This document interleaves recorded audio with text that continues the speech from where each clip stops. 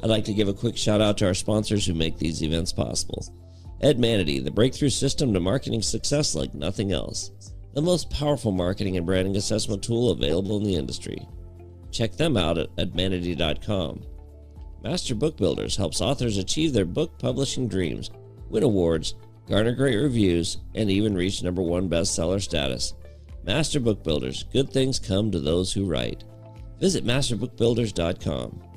Merrill Research, we help companies evaluate new product concepts and hone strategic communications through the unique use of research, nonverbal intelligence, and AI. Visit merrillresearch.com. Michelle Lee Coaching, increasing sales up to 300%, close deals faster, build stronger and more meaningful relationships with a proven system, state-of-the-art technology, and all the training you need to exponentially grow your business. Visit my.bankcode.com/Boss Academy. Pro Video Pages. Quickly build trust with prospective clients. A Pro Video Page can shorten your sales cycle and attract more of your ideal clients. Check them out at provideopages.com. And Websites by Salience. Output-driven, outcome-based. Remember, one size fits none. We leverage ROI-based digital marketing and B2B sales to build a website that's going to help you transform your business. Visit Salience.com. Check out our amazing member benefits at bossacademy.com, the last boss you'll ever need. All right, so I asked John to speak. He has a lifetime of adventures he's experienced, and he's a really fascinating guy.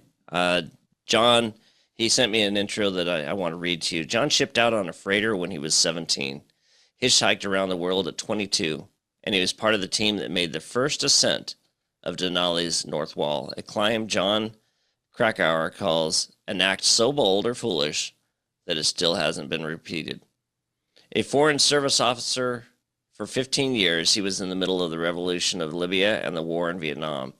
For 3 years in the mid-70s, he was a member of NATO's top-secret nuclear planning group, then served as a foreign policy advisor to Senator John Glenn.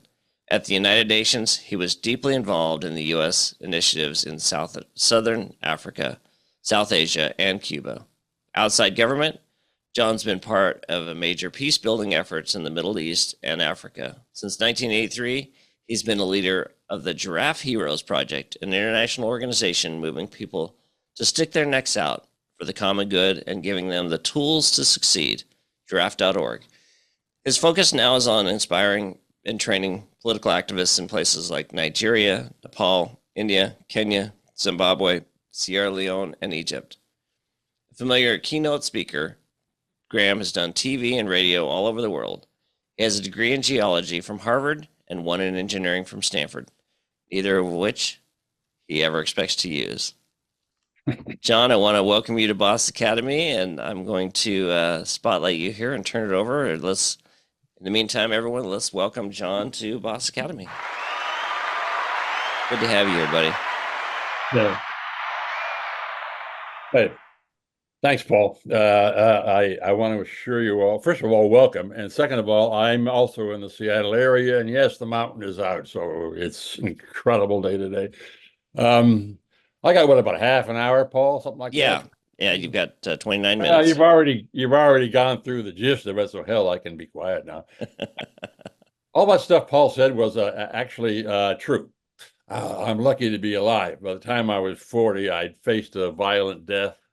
I mean, closely faced a violent death a dozen times. I kept walking away from it all. And it was doing all that stuff that Paul was talking about, either mountain climbing, hanging by a rope, or getting shot at by the Viet Cong, or chasing down the KGB, or whatever. So I want to talk about risk taking, because that's what my life has always been about. I'm hooked on it. I'm an adrenaline junkie. And for the first part of my life, that risk was all physical. It was all in climbing mountains or dodging bullets or being in wars and revolutions and all the rest of it. But at a certain point, somewhere in the late 30s, early 40s, it was during a battle in Vietnam, and I began to realize how shallow my life had become. I mean, I had a heart. I do. I have a heart. I looked at all the suffering in the world, some of which I was helping cause, and it meant something to me. And yet here I was. I wasn't stopping wars and revolutions. I was starting them, or whatever the U.S. government was paying me to do. And it began to wear on me. And in the middle of that battle in Vietnam, with all kinds of death and violence, my life began to change. Took a long time. I mean, I'm a slow learner. I'm like a Missouri mule, my wife would say. I get whacked in the side of the head, change my behavior. But I began to change. I began to look at the other side of me. I began to probe a little deeper. And the risks I began taking weren't physical anymore. They were the risks of spirit. They were psychological risks. And they were way more serious than the ones I'd been taking with my body. Um, so I found myself, a long story short, at the United Nations, where by then my life had really begun to change, and I began to do some pretty good stuff. For example, I'm happy to tell you that I helped end apartheid in South Africa and some other stuff. So I, at that point in my life, early 1980s, I was like hooked, not so much on adrenaline, but on doing good in the world and at being of service. And then I panicked. I mean, I didn't have a foreign service salary anymore. I was going broke. I had a young family. And yet I wasn't earning any money. I thought I could run around making money, giving wonderful speeches about peacemaking, and nobody was coming to my speeches. So I was fast going broke. And a friend comes up to me and says, "Hey, John, you got a good gift of gab. You can make a lot of money lecturing on cruise ships. You don't have to say anything substantive. Just go on a cruise ship and they pay you to give a speech."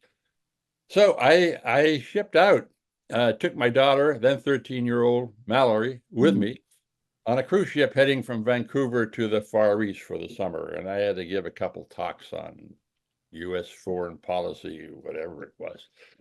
3 days off out of Vancouver. We're 150 miles off the Alaska coast, and this damn ship catches fire in the middle of the night. They say at first that it's it's a nothing, and they tell us to come up to the ship's lounge in the middle of the night so they can air the smoke out of the ship. But the fire, of course, has been put out, and they're very sorry for the inconvenience. This is an expensive cruise ship. So everybody goes up there, totally disarmed by these messages in the middle of the night over the loudspeaker system. But any fool can see that the smoke is coming up from the stairwells, and this ship is getting blacker and thicker. I mean, the fire has clearly not been put out. So people begin to get scared. Now, mind you, cruise ships in those days, it wasn't a huge cruise ship, maybe 500 passengers, not 5,000, but they were all older people. So, there was a lot of concern up there, and you couldn't stay inside the ship any longer because of the smoke. So people would wrap themselves in tablecloths even and whatever they could find, because the warning messages were so disarming. Nobody had thought to bring warm clothes up, and it was October in the Gulf of Alaska. I mean, northern lights and all that. It was incredible. Except that we were told that night over dinner that a typhoon was coming on, Typhoon Vernon, I think it was. And that the next day, we would be rocking in a typhoon, so they distributed seasick pills. Anyway, at 2 in the morning, the typhoon hadn't quite hit yet, so we were all everyone was out on the ship, and then all of a sudden, the fire, which had never been put out, it burnt through the windows in the ship's lounge, and the fire gulped a whole bunch of oxygen, and all of a sudden, the center of that ship became a pyre of flame, with flame shooting 30 feet in the sky, in the middle of the Gulf of Alaska, 140 miles from the coast. Rescue improbable, and everybody was starting to panic. And I could see the fire reflected off my daughter's eyeballs, and this is like, oh, okay, this is serious. So we're all ordered to go to lifeboat stations, And about 3 in the morning, the captain comes out on deck and says we got to abandon the ship. So we all cram ourselves into lifeboats.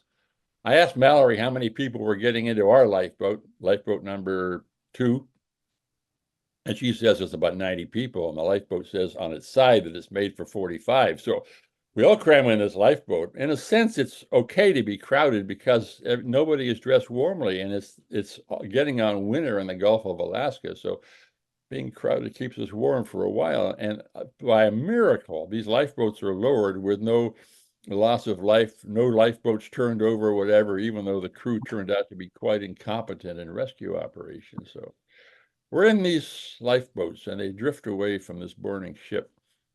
And now the typhoon is beginning to approach and the seas are getting choppy and people are getting really scared.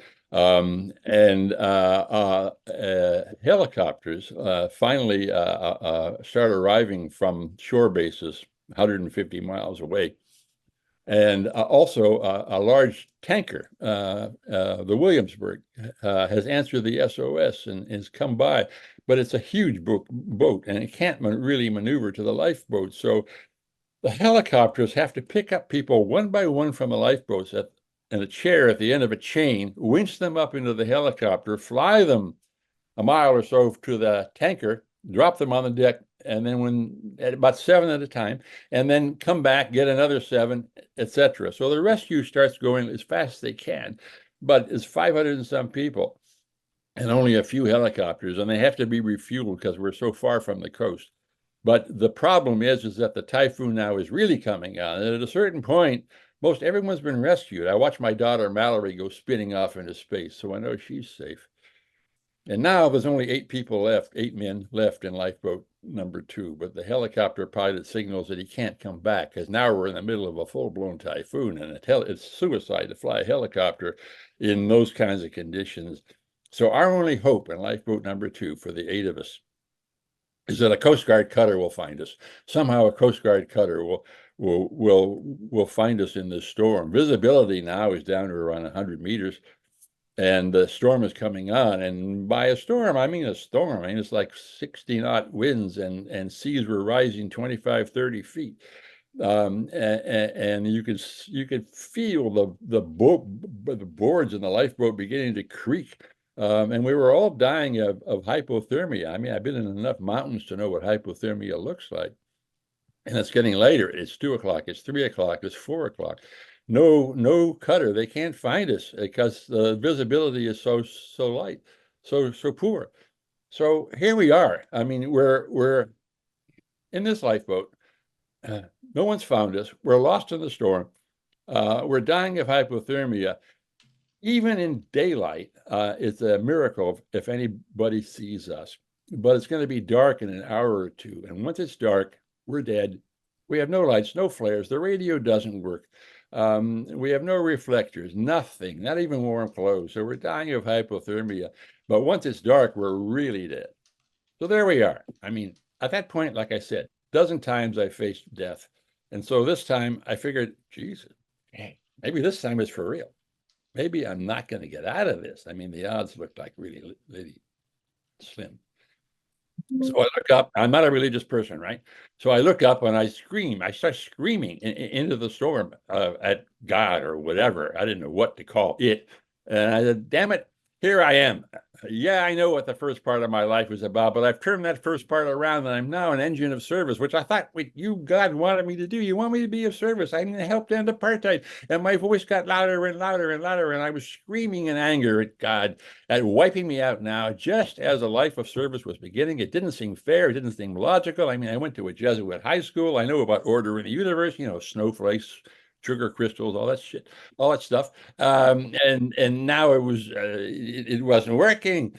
And I heard something back. None of the other guys heard it, I know, but there was a voice. A voice came out of that storm and it said, stop BSing me. You're lecturing on a cruise ship. You get out of this, you're lecturing on another cruise ship. Why? Because you're panicked over money. You had some great ideas. Yeah, you helped end apartheid, but that's a distant past right now. You're chickening out. And if you chicken out, you might as well die out here because the next 50 years aren't going to be worth living. Or you can make a real commitment to your service. Which is it? I mean, I heard that. I heard it. Heard it. And I looked up into the storm and I was totally beaten and my ego was collapsed. And I said, I whispered, I guess, yes, yeah, okay, you win. I got it. At that instant, and I know this sounds like a grade B story, but it's true. So help me God, it's true. This Coast Guard cutter, the Boutwell, comes crashing through this wild storm. The visibility like 100 meters in the middle of nowhere, 150 miles from the Alaska coast. This cutter finds this little lifeboat in the storm and pulls us in and rescues us. And I never looked back. I came back to New York. I met a woman named Ann Medlock who'd started something called the Giraffe Heroes Project, which I initially thought was crazy because she was a storyteller. That's all she did. She found stories, people who are doing heroic things, being a real service, but taking risks to be a real service in New York City. And she'd run around with a handheld tape recorder and tape their stories. And then she'd hang out around stage doors on Broadway and get movie stars and stage stars to do the voiceovers and create these 90-second, 2-minute programs, put them on vinyl disc. I mean, I listened to all the high-tech stuff you people were talking about before I came on. Vinyl disc, remember that? Yeah. And send those discs out to radio stations where some of them might play them. But she did it because she was sick and tired of all the negative news. Everything was negative. If it bleeds, it leads was the saying. So she decided she would create an alternative news service of people doing positive things, and that became the Giraffe Heroes Project. Giraffe metaphor because sticking your neck out. All these people were taking risks to do good in the world. And it caught on. It caught on way faster than my stupid speeches were catching on. And within a year or two, there was a big story in the New York Times, and then it was off and running. And I fell in love with Anne, and we got married, and everything she was doing was a lot more important to me. And we've been working together on the Giraffe Heroes Project ever since, now 42 years. And that's what we do. So, I tell the story. I know it's a good story. And I tell it a lot because it is a good story. And I say, what the important thing to me was that I found the real meaning of my life. And nothing's more important than finding the real meaning of your life. I'm utterly convinced of that for anyone, for hundreds of thousands of years. Nothing is more important that you look at the mirror in the morning and what looks back at you, is meaningful. You're here on the planet for a purpose. You're not just marking time. And so finding that meaning was important. I tried to find that meaning in physical adventure, and it wasn't there. And I finally found it in service. I'm sorry, but I never really found it in making a lot of money. I guess I could have, lots of credentials. But I found it in service. And it began with that helping end apartheid. And then it began with the Giraffe Heroes Project for the last 42 years. Now, I'm not saying that to find meaning, you have to go almost die in a lifeboat. No, no, no, no, no, no, no. I'm saying that like I said before, I'm a stubborn person like a Missouri mule. It took me a long time to get it, but I think every single one of us faces challenges in our life, sometimes extreme challenges. It could be what violence, disease, whatever, loss of a loved one. We all face challenges in our life, and these challenges force us against the wall to look again and reevaluate our lives. And I'm saying that we all face these challenges, and they're not dying in a lifeboat. They're about living a life and going through the normal stresses and strains of living a life. But this time, taking a look at these impetuses in our life and asking what signals they're telling us. Because the real purpose in life is to find meaning. We all know that. I found it not in physical adventure. I found it in service. And I found through the Giraffe Heroes Project and the over 1,500 people that we've honored so far as Giraffe Heroes, they found it too. And they found it in service. They found it by fighting against violence against women. They found it in promoting answers to global warming. They found it in damping violence. They found it in all kinds of ways all over the world. They found it in service. And it's true. I swear that's true for all of us. We'll all find that kind of meaning, and the most stable way of finding meaning in anyone's life. I say this from my own life, and I say this from 1,500 people we've honored over 42 years.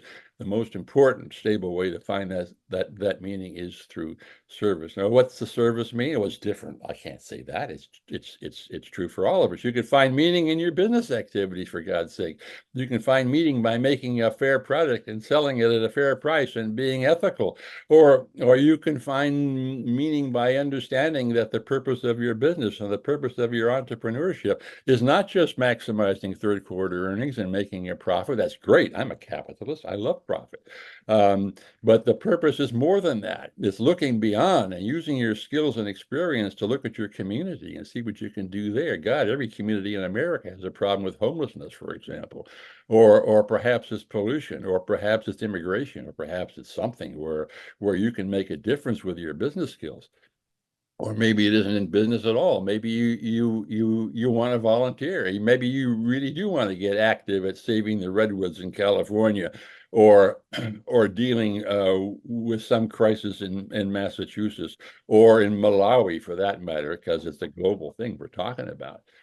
So you look for what you can do, either in your business activities or outside your business activities, or in your community or in your families, and then you do it.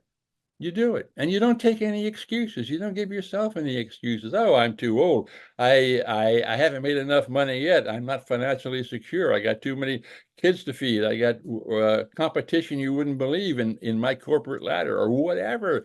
No, none of that is enough. None of that is worth it. None of that is powerful enough to overwhelm the massive source and inclination that we all feel to find meaning in our life and find it through some kind of service. So you look for that service. The poet Mary Oliver, what did she say? Tell me what is it you plan to do with your one wild and precious life? I've heard that now repeated all over. It's a pretty common phrase, but she's absolutely right. What a question. What can you do with your one wild and precious life? Well, I'm saying, look around yourself. Look around yourself. By all means, be successful in your business as an entrepreneur and business leader and thought leader and all the rest of it, maximizing your CELs, or I'm sorry, I don't understand all of it, but maximizing all that stuff. Of course, do all that. You have to do that. That's what you're doing. But also doing it with an eye toward the bigger world. Do it toward seeing where you can make a real difference. And you do this not just to solve a problem, a community problem, a social problem, a global problem. You do it not just to solve the problem, but you do this service for yourself. You're selfish. You do this service for yourself because you're finding meaning for your life, and nothing is more important than that. So that's what I leave you with. That's my story. It's all about risk, and the risks aren't so much physical. They're the risk of finding out who you really are. I'm going to stop here because Paul says I should leave some time, and I guess I got a few minutes, or Q's and A's or comments. Or whatever. And yes, I'm looking out at Mount Rainier. Hooray. That's amazing. And I tell you, I think Yvonne fell off her seat at one point, John. So she was loving the story, and I think we all really gained a lot from that. It makes me want to go get on a cruise ship and see how that works out. See where it drives me. I'm teasing, of course. But thank you so much for sharing that. We do have some questions popping up. Yvonne, you had your hand up first, so we'll start there and we'll go to Michelle. So I'm pretty lucky, I guess, because I always knew what I wanted to do from the time I was a small child. But like you, over the years, I have come to appreciate how I want to give back. And one of my big things is Tom and the people here can tell you is animal rescue.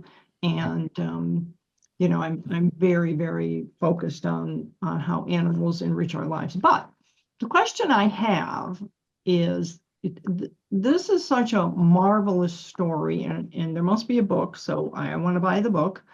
But I have a member of my family, and this person has no clue.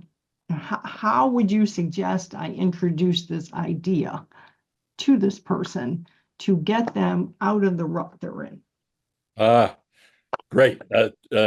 Two things here. One, this shows what a terrible business person I am. Yes, of course, there's a book. And I want you all to go out and buy it for all your friends and family. Yes.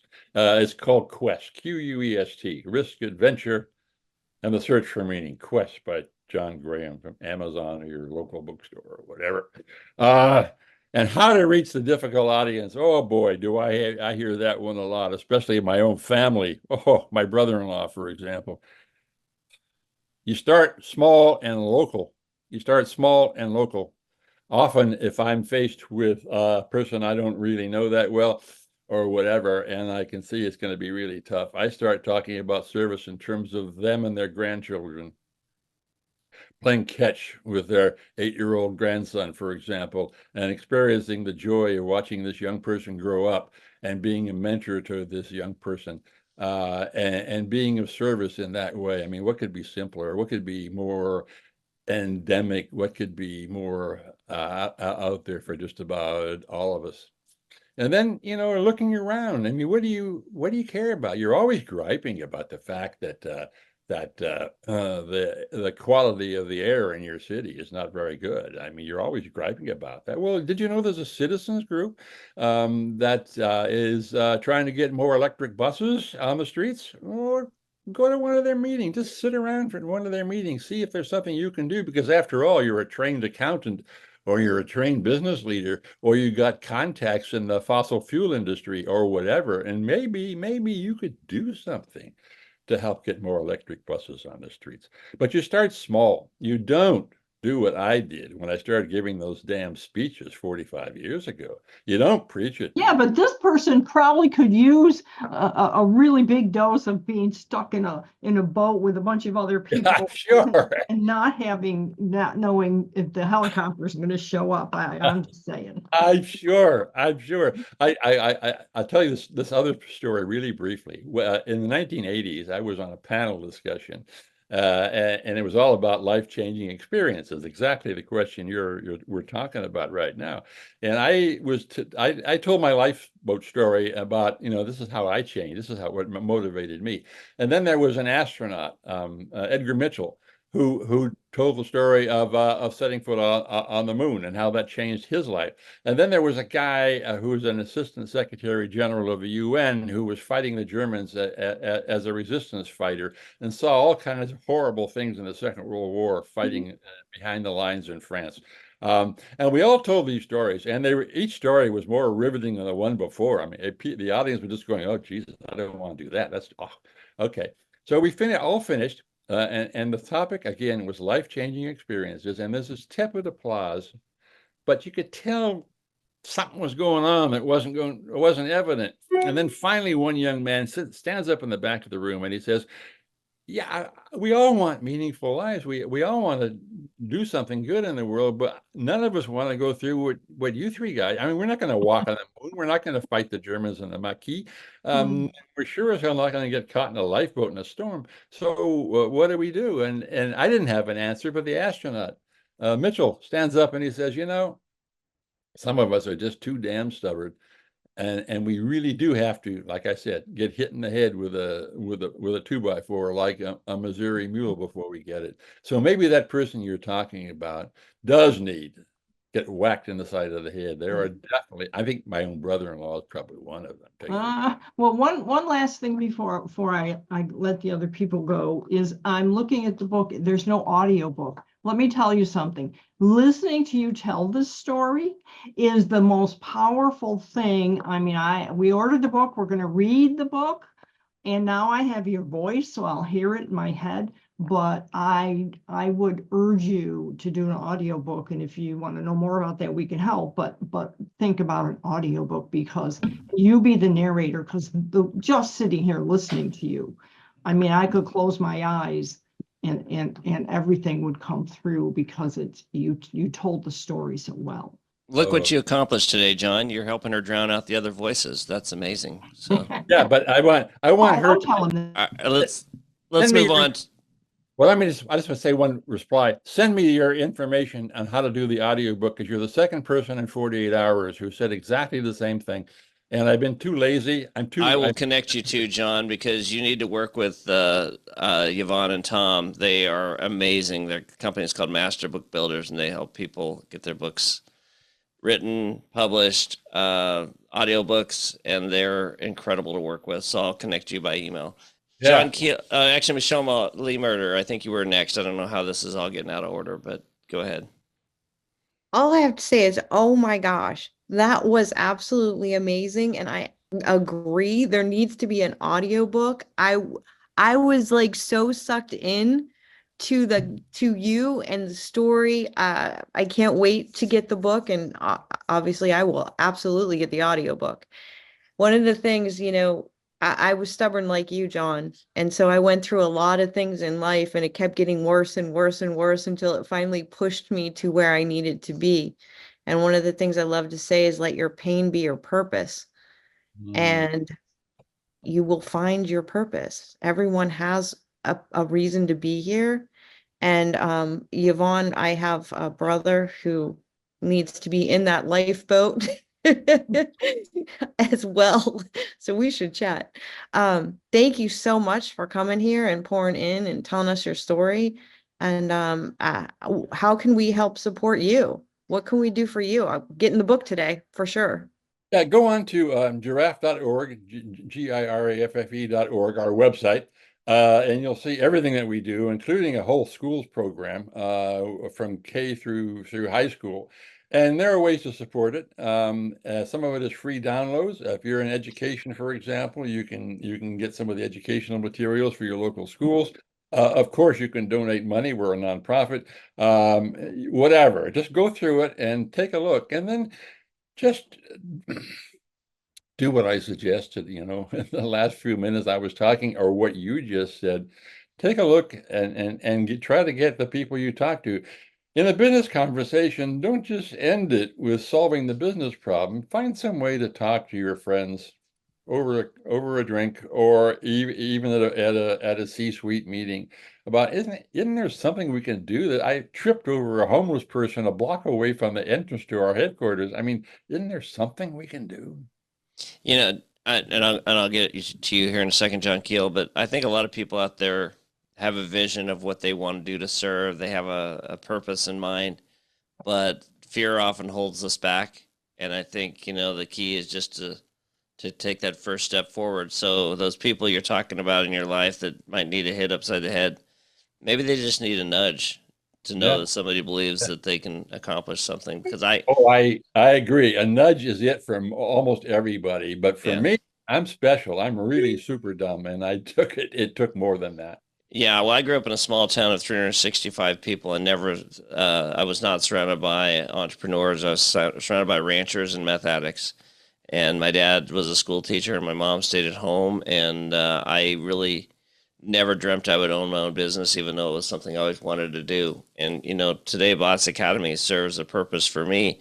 And this all came because I had somebody who believed enough in me to push me off the cliff and help me find that confidence, because I really didn't think I could ever make it work. And it's not been an easy journey, but I think sometimes you just need that nudge. John Keel, what you got, buddy? I hear a lot of talks, and again, I'm the old dog. This is, Paul, I would say to you, this is the most significant talk I think we've had since I've been coming to boss meetings. Thank you so much. Of course. John, thank you for being authentic and sharing your heartfelt story. As Yvonne said, I didn't close my eyes, but I was right in the boat. I could see it all. Visionary. So thank you so much, and I will also buy the book. Thank you. And when you said you were the old dog, Jim Flaherty, I saw him cringe there for a second. So, and John, that's my brand. Come on. Wow. So, awesome. Thank you, John. Yeah. Dana? I also found your story amazing, John. I really appreciate stories like that. I also wanted to add that it doesn't have to be quite as dramatic in a physical sense for you to really undergo a transformation. Like in my journey, for example, it's come in sort of a series of small phases where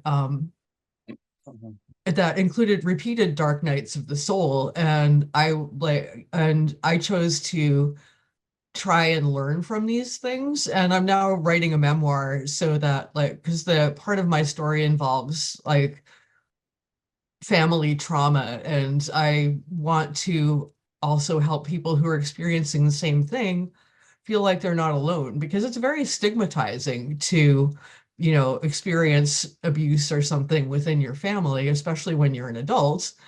Um, and so I feel like even if we haven't been caught on a lifeboat, if we've had our own dark night of the soul in other ways, that still can be a motivation for transformation. And I really appreciate that there are all kinds of ways that we can come to the understanding that, we are here to make a difference in the world and to leave it a little bit better than we found it. And so thank you, John. Thank you. I want to give a shout out to everybody in this room right now. Boss Academy has been a place where I started it because I was going through a kind of a dark time, and I wanted to surround myself by people that were, in a better frame of mind. I wanted to get back in a mastermind, and I decided to create this. Even though Boss Academy has been around in some form since 2014, the community started in 2021. I bet there's not a single person in this room that's been to more than one meeting that can honestly say that this group hasn't impacted them positively, making them take risks, making them change the way they look at things. And I think we need to surround ourselves by other leaders too, because sometimes when we're operating just with our passion, our vision, we think we know what we want, but when we get around someone else and we see what's possible, I mean, there's everybody in this room has made a positive impact in my life. And I think we also need to find people so that's why giraffe.org is an organization that obviously impacts people, because you're surrounded by people that are on a similar path. And I think that's important as well. Find your tribe. Anybody have any other questions for John? So John, what would you say is the biggest thing you've learned about this whole journey? Going from where you were to, obviously you struggled with the path, you went through some tragedies, but looking back, what's the biggest thing you've seen growth in yourself that surprises you? Surprises me. I suppose that I somehow, after having panicked over money in 1980 and going on that cruise ship, is that I did in fact have enough courage to change my life. And I wasn't sure that I did. But the motivator for me, and this is the real answer to your question, is how powerful finding meaning was. I mean, there was a time in my life when I never would have thought that. I would have thought dodging the Viet Cong bullet was the most important thing in my life. Well, it was important at the time. I didn't get killed. But, it was like finding meaning is so important. I didn't realize that. And once I realized that, then the rest was almost a given. If that's that important, then I'll do damn near anything to get there, which meant taking a lot of risks. And so I come down to the fact that my capacity for risks stems from the fact that I know that what's important is not the risk any of us take, it's what we take them for. I want to close with one more question, and I think this is one that a lot of us can relate to. Having a vision, a purpose, something that we feel passionate about is great. But what if it's just simply not working? Because it sounds like you went through that yourself. It sounds like you knew what you wanted to do, but it wasn't working.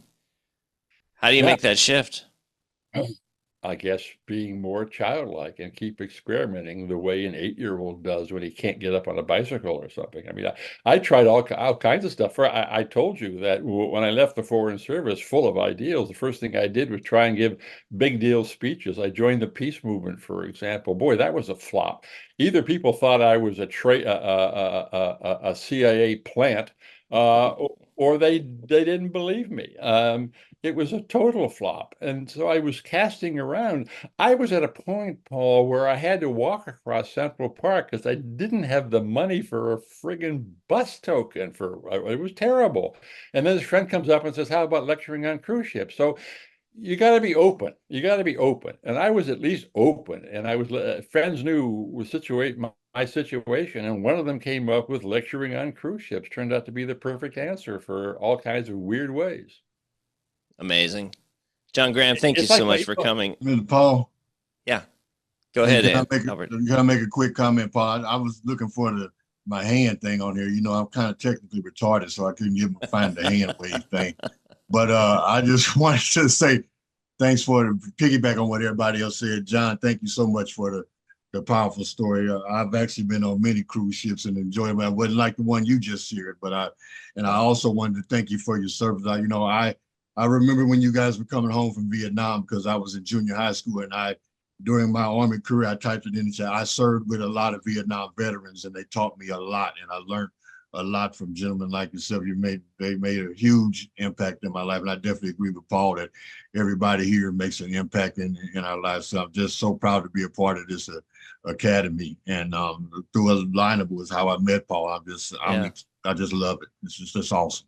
Thank you, Albert. We really appreciate it. And to get to the hand, you click on reaction down below, and then there's a raise hand Okay. link in there. Thank you. Yeah, no problem. John, thank you again. I'm sure that you have one or two more stories left in you, so we might have to have you come back, because I think everyone here really loved what you had to say. And it's a great story, but there's so many underlying messages and takeaways that I think if you really take time to reflect, it's like every one of us can learn something from what you share today. So thank you for being a part of this.